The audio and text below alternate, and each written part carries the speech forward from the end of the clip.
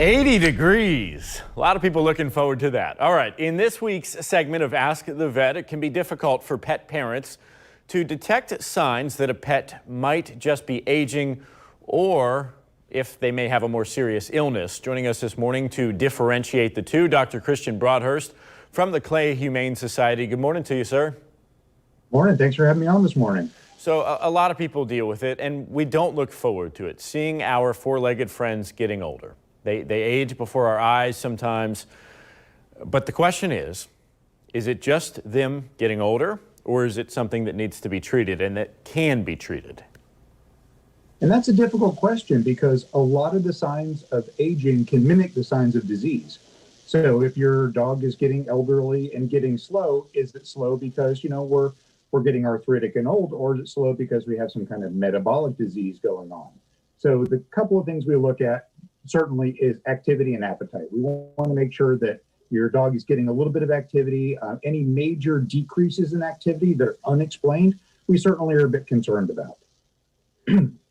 And when is it the point that you need to go and see a veterinarian?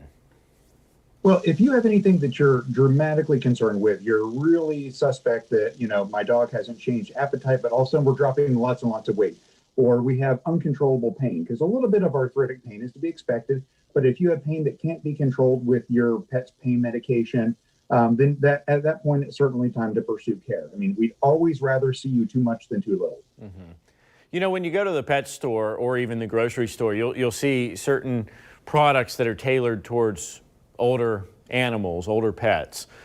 Tell me about that. What can you do to make sure that they are healthy after they pass, let's say, 10 years old? Well, certainly. There are, for one, foods that you should be feeding older dogs that you don't necessarily need to feed younger dogs.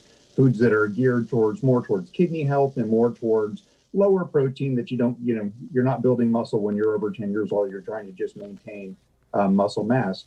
Additionally, there are supplements, joint supplements out there that sometimes can be added to food. Sometimes you add them separately, and they're generally in the glucosamine, chondroitin, sulfate kind of family. There's a ton of different options out there. Just certainly do some internet research, and you can find one, whether it be tablet or powder or liquid or added to food, that you can certainly give your older dog. And the glucosamine, chondroitin, sulfate goes a long way towards helping joint and mobility health. Mm-hmm. And finally, you want to look at their mood too, because pets can be moody too. It's not just me. You got to check what would be, their demeanor. Absolutely. And one thing that we see, unfortunately, in a lot of our older dogs, is we do see behavioral changes that can be associated with dementia, with kind of cognitive decline. But if you have sudden, rapid, unexplained behavioral changes, we're concerned with things like meningitis and brain tumors that can certainly cause us a lot of immediate life-threatening problems. So again, if you're curious, if you're concerned, your dog is doing something he's not used to doing, come see your vet. It's much better to be seen and have it be nothing than ignore it and have it turn into something that could have been treated earlier.